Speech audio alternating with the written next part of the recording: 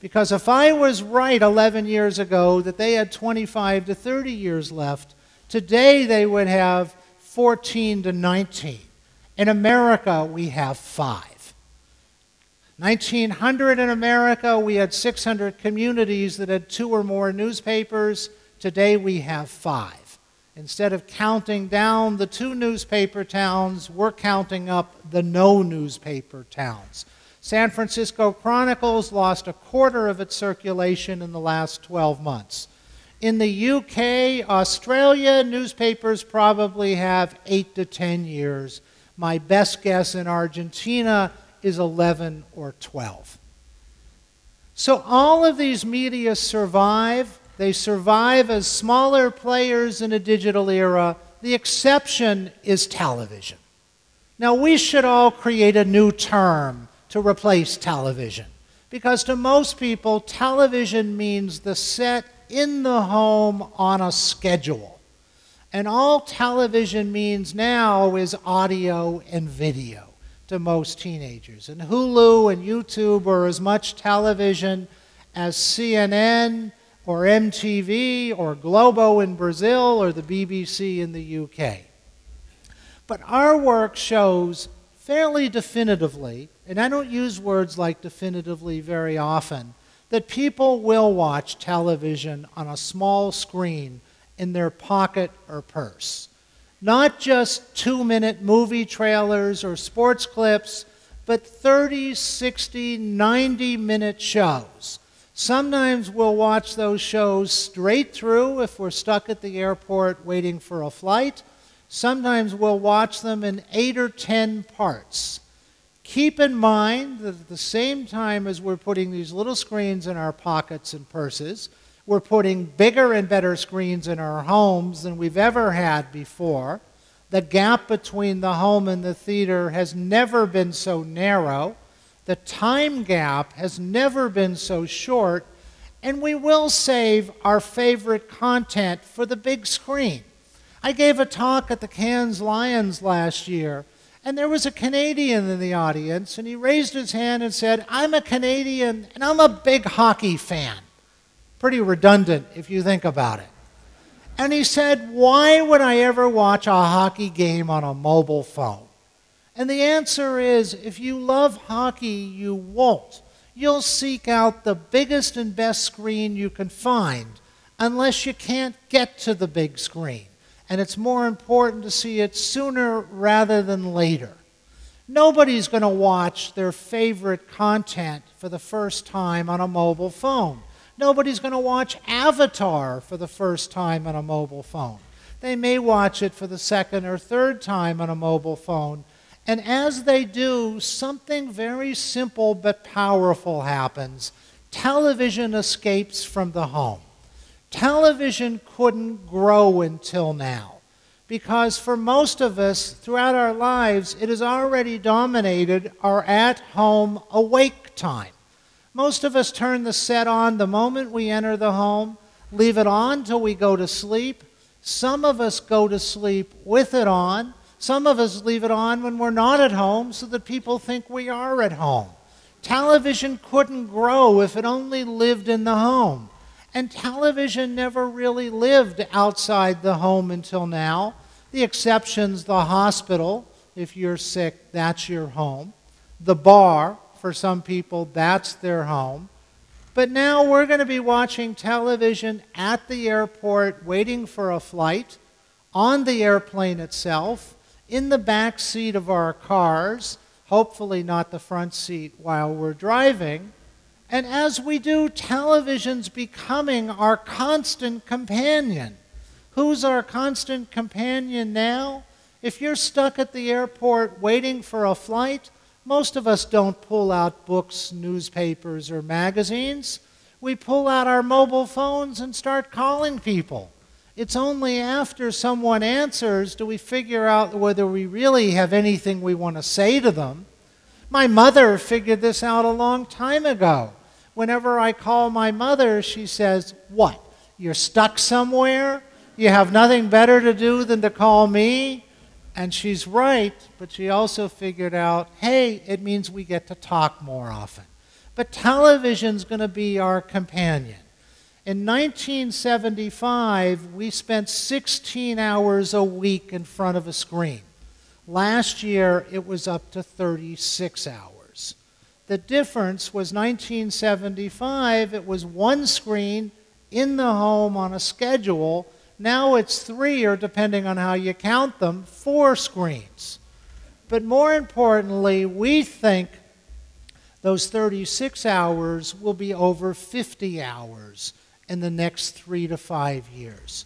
There's practically not a moment of a teenager's life that they're not in front of a screen, except when they're in school and asleep.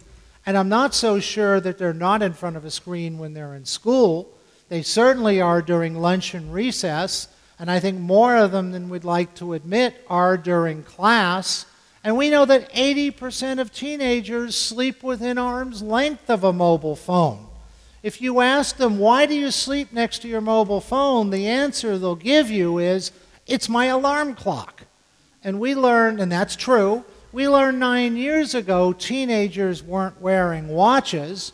I raised the issue that now the entire jewelry industry, not to mention the economy of Switzerland, is waiting to the answer to the question, will they start wearing watches as they get into their 20s and 30s? We've been tracking them for 11 years, and so far the answer is still no. But the other reason they sleep next to their mobile phones is something, it's an acronym we call FOMO. You may not know it as FOMO, but you know the phenomenon. It's called fear of missing out. It's the fear that something is happening in their lives and they want to know it as quickly as possible as they get up so they don't miss out on anything. We've also seen the ratings for live events on television have climbed greatly in the last 2 years. In America, our Super Bowl this year broke a 28-year record to become the highest-rated television program of all time. Last year, the ratings for the finals in the World Cup exceeded records. This is not just sports, but it's award shows, live events. And the reason we think those numbers are up is because of co-viewing. Co-viewing we've always had, but that was 3, 4, or more people in the same room watching at the same time. Now we see people co-viewing when they're not in the same place through social networking and mobile phones. Of the 11 years we've been tracking people, for the first 10, we saw that 70% of people frequently go from television to the internet. They see something on television that drives them to the internet. 60% go from the internet to television. But until recently, only 14% were ever watching television and online at the same time with related content. That's not counting people who are watching television answering their email. That's just multitasking. But only 14% were ever watching a game and then on the site of the league or the team at the same time. That number is growing hugely. The way we watch television is growing hugely. And, of course, this event, happily, is sponsored by LAMAC.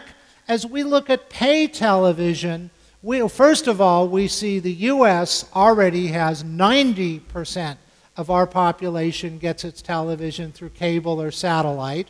So there's not a lot of room for growth as far as penetration is concerned. Here in Argentina, not far behind, and you're just behind, just a little bit behind, particularly compared to Brazil, where it's at 20, 22%, and there's room for growth. Here in Argentina, it's 78 to 80%. But we really believe, looking at how people use television, we think pay television is going to grow in a couple of important ways. First of all, we've seen that never before have we been surrounded by amateur content. And on YouTube, there can be viral videos that are amazing and wonderful and hysterical, and we watch them over and over again, that reach 100 million people, but that makes up about 1/1000th of the content of YouTube. Most of what on YouTube you see is just boring. We in America saw people were going to YouTube to see Jon Stewart and The Daily Show, to see Saturday Night Live. Now, we've never been exposed to amateur content except for our home movies. And as we see amateur content, a tiny fraction of it is wonderful. Most is awful. And people, for the first time, are understanding the differences between amateur content and content that has writers, editors, producers, directors that really looks good. And we see people flocking to high-quality entertainment. You've always heard that content is king, that those who can create the content, and you almost always need professionals to create that kind of content, with rare exceptions. If content has been king historically, then to use an ungrammatical phrase, in a digital era, content is kinger. It's even more important because there's so much stuff out there. The other thing that I think is going to happen in the pay TV world that's going to turn it upside down, I think in a good way, is the rise of targeted advertising. Unlike a lot of my friends in America, I am a huge believer in targeted advertising. It raises some privacy concerns, but there are companies, one that I know, there are lots of them, NVIDIA, for example, that make chips for set-top boxes. And when you put a chip in a set-top box to watch television, they can tell within 120 seconds whether the remote control is being operated by a man or a woman. Evidently, men pounce on the remote, grab it, hit the buttons fast and hard, and women, if they can even get their hands on the remote, are much more graceful and elegant. Within 48 hours, they can profile every member of the household by age, gender, and interests. And the promise of targeting is that 4 people can be watching the same program at the same time on different sets, and each one receives a different advertisement geared to them. Talk about privacy in a second. This, I think, and this is going to fit more into the specialized cable channels and satellite channels, and it's going to work better than anywhere else. I think this is a win-win-win. The first win is for the media owner, who can charge as much as 10 times, they charge by cost per thousand, as much as 10 times per person, because they're delivering a targeted audience of people who have demonstrated some interest in the product. Google has become one of the richest companies in the history of the universe because it says to advertisers, you don't spend anything until somebody already demonstrates they have an interest in your service or product. It's a win for the advertiser because even though they're spending more per person to reach them, they're spending less overall because they don't need to reach everybody. Few advertisers try to reach everybody. If you're Coca-Cola, if you're McDonald's, if you're Unilever or Procter & Gamble, and not even for all of your products, you want to reach everybody. But if you're selling Pampers diapers, you're not interested in people who don't have children, who are too old to have children, whose children are grown. You only want to reach the people who are interested. And the other advantage to the advertiser is you don't offend or waste or become a mind-numbing ad to those who don't have an interest. And it reverses the most famous quote in the history of advertising. It's so famous a quote it's become a cliche. I'm sure most or all of you know the quote. You may not know the source of it. It came from John Wanamaker of Wanamaker's Department Store. But it was Wanamaker who said, we know that half our advertising budget is wasted. We just don't know which half. Well, now for the advertiser, they know which half. And it's a win for the consumer in 2 ways. First, it's a win because the advertising they receive knows something about them, is targeted to them, is more relevant and interesting, and less a waste of time. And second, it's a win for the consumer because it helps subsidize some of the content they watch. So I think that's a great win.